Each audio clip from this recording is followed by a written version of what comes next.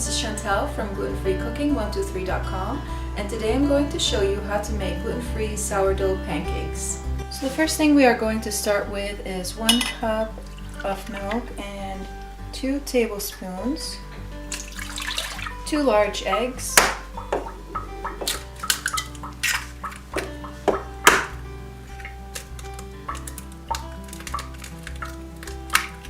You can find this recipe also on my blog. I will put the link for it in the description box below. 1 teaspoon vanilla extract. I give these a quick mix. You can also add in the dry ingredients first and then add in the wet ingredients, whichever you feel comfortable with. Now I'm going to use 1 cup of my gluten-free flour mix. I'll have the link for this recipe as well.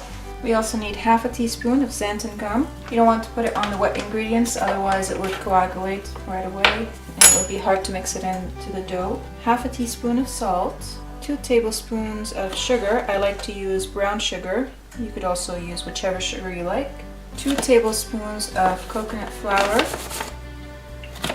I use Anthony's gluten-free products. I will leave the link also for my affiliate link.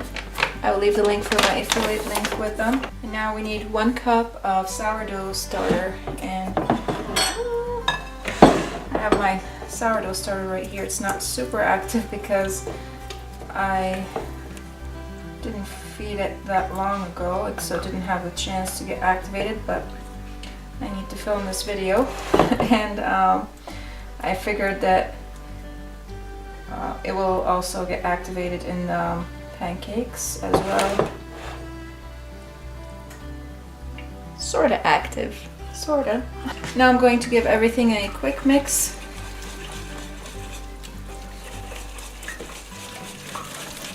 Or a really good mix, I should say. You don't want any clumps. So just mix, mix, mix until all the clumps are gone. And now the consistency of the pancake will vary according to your sourdough starter. So if your sourdough starter is on the thicker side, you might want to add more liquid. If it's on the looser side, you might want to add less liquid. Also keep in mind that when this dough ferments, it will get looser the longer it ferments. I almost forgot the butter, so I have here some butter. I'm going to pour it in here, and as I pour, I'm going to try to stir as best as I can. I'll scrape whatever butter is left afterwards. Right now I'm going to just stir it in so that it doesn't cook the dough. And then tomorrow, after it ferments, if I see that it needs a little more liquid, I can add more liquid to it. But right now I'm just going to leave it as it is. You could also use coconut oil instead of butter, or coconut butter. Now I'm going to scrape the bowl and cover this dough and let it ferment overnight. Then we are going to add some more ingredients to it and then cook the pancakes.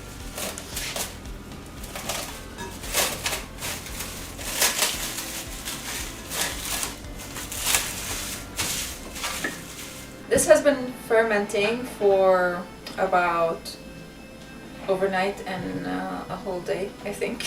But something weird happened as usual whenever I'm filming.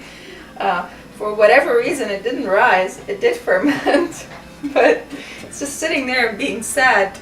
I don't know why. The kids were talking to me and I got distracted and I might have added too much potato starch to the sourdough starter and made it hard and not risable. You want to show what it looks like? Yeah, you can get closer. So this is what happened. I think I'm going to add a little bit more liquid to it, and then we are going to add, like, I could see it fermenting. I see some bubbles in there, but it was too dense for it to rise. It was like sort of like bread. So I'm just going to add a little bit of liquid in here.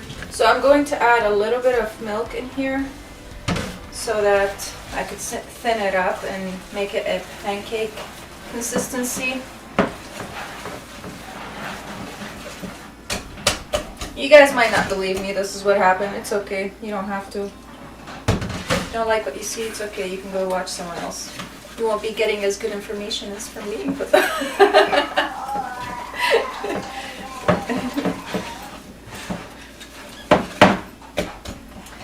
and anyway, I have this full recipe on the blog, the correct one, not what I did here. But I didn't want to start over again and make a whole new video. I think, so yeah, if this happens to you and your sourdough starter is too thick, or you messed up with your sourdough starter like I did, you could just add a little more liquid in there and it would just work out. There we go, I think that's good. Yeah. Okay, so now I'm going to add a tablespoon of the baking powder. Oh, and I said sprinkle it and I didn't sprinkle it, whatever. A teaspoon of the baking soda. And normally in the morning when I let this ferment in the evening and I wake up in the morning, usually it's like rising over here and I have over the top, and I would have a plastic wrap over it. But this time, because I messed up with the sourdough, it did not do that. So I don't know if you guys can see this, but you can start seeing all these amazing bubbles in there.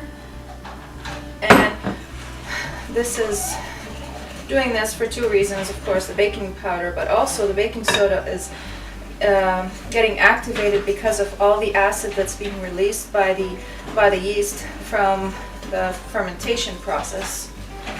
Okay, so I think it's good. You just want to make sure that all the baking powder and baking soda are well mixed in there and there are no lumps. I'm just going to scrape it like that, and I think my baby is sad. I'm going to add a little bit of berries in there. You can add fresh or frozen. I'm just adding some frozen berries or whatever you want. Got chocolate chips, and I'm just going to give them a little bit of folding in here.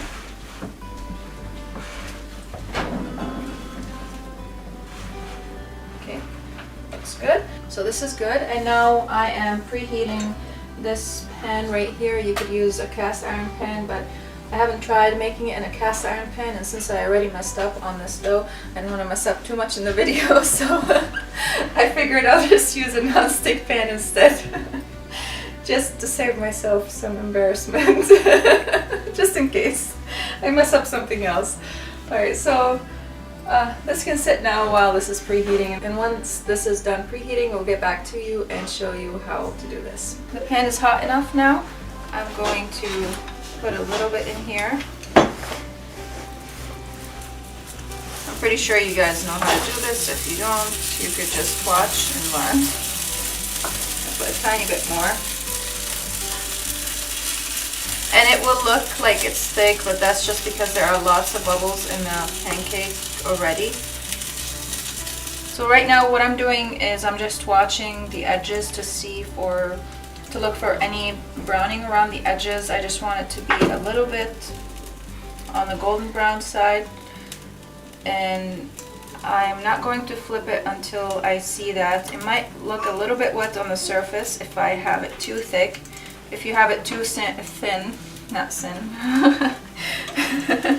If you have it too thin, it might start drying up on the top as well, but you still want to flip it just to give it a little bit of a color on that side also. Just waiting for the pancake. I don't know if you guys can see, but it's a little brown at the bottom, so I'm just going to not destroy it and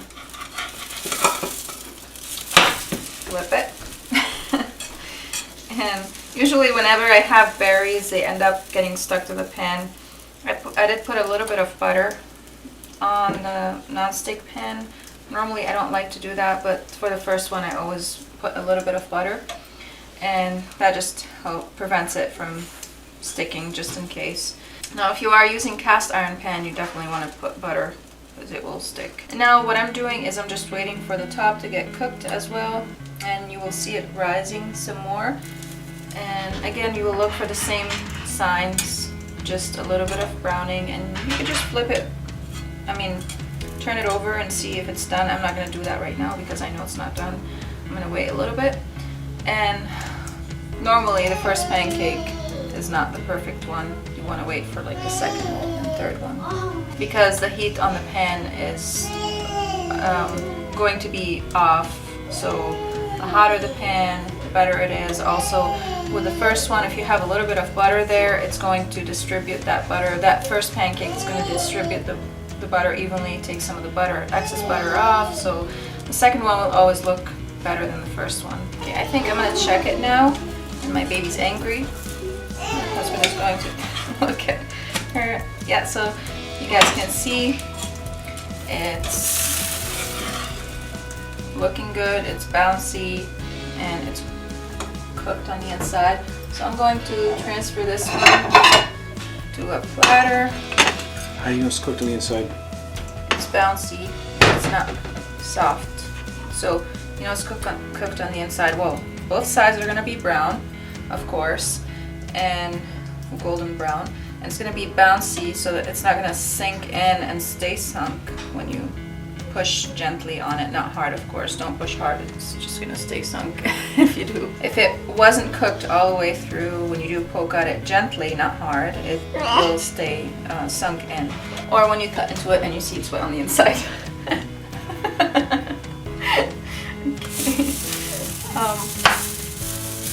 I like to make mine the size of the pan because that's like one serving for a person. Rather than giving them multiple pancakes, it's just one pancake per one person, per person. Also, if you notice that your pancakes are getting burnt at the bottom, but they're not bubbling, they're bubbling a lot on the top and they're getting burnt at the bottom, then your heat might be a little bit too high. You might want to adjust the heat as you are cooking the pancakes, if this is your first time making pancakes. And if you have your heat too low, you're not going to see these bubbles popping, and your pancake might end up a little bit flatter than fluffy. So you just want to play with the heat as you go. I'm going to look at this quickly. Give it a quick look. Here I see that it's brown at the bottom. You might not see browning around the edges, but you might see like it's starting to slightly dry out around the edges. So that's when you know it's time to flip. These are definitely not your Green Acres pancakes. They're very soft and fluffy. And they don't bounce back at you when you throw them. Or smash through the window. Yeah. So you can see here the difference between the back of this pancake and the back of this pancake. That's why I like the second pancake always. I think the second pancake comes out better than the first, always. I like this kind of swirliness that's happening. You could also tell that the pancake is done by the sides. If the sides are dry, then the pancake is most likely done. But if I touch it and I get some dough on my finger, then you know that it's not done. So you just want to wait a little bit. I think I'm going to reduce the heat a little, like a teeny bit, not even a full notch, just like an eighth of a notch, just so that it doesn't get burnt at the bottom.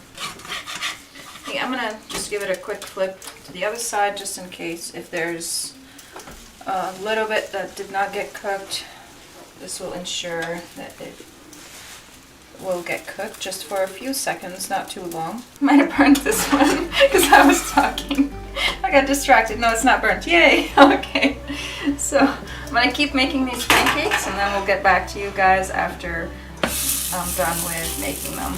So I just finished these pancakes and now we're going to cut into them and see what they look like on the inside. Okay, so I'm going to cut in now. Ooh, that looks delicious.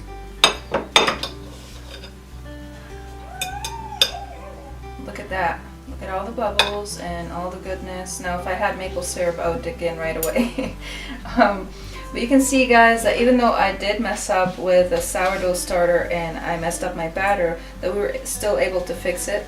And if this happens to you, you can also fix it. If you added a little bit too much milk, you could add in a little bit more flour, and if you added if your sourdough starter was too thick like mine, you could still add in a little bit more milk to it, or whatever liquid of choice you are using. What I want to say is these pancakes taste amazing even without the maple syrup or honey or whatever you put on them. I like them this way actually. If you guys like this video, please hit the like button, and if you are new here, hit the subscribe button and the bell so that you can receive notifications of whenever I upload new videos. And don't forget to share this video with your friends and family, and I will also be leaving the link for this recipe and for the flour mixture down in the description box below. Thank you guys so much for watching, and I'll see you again in the next episode.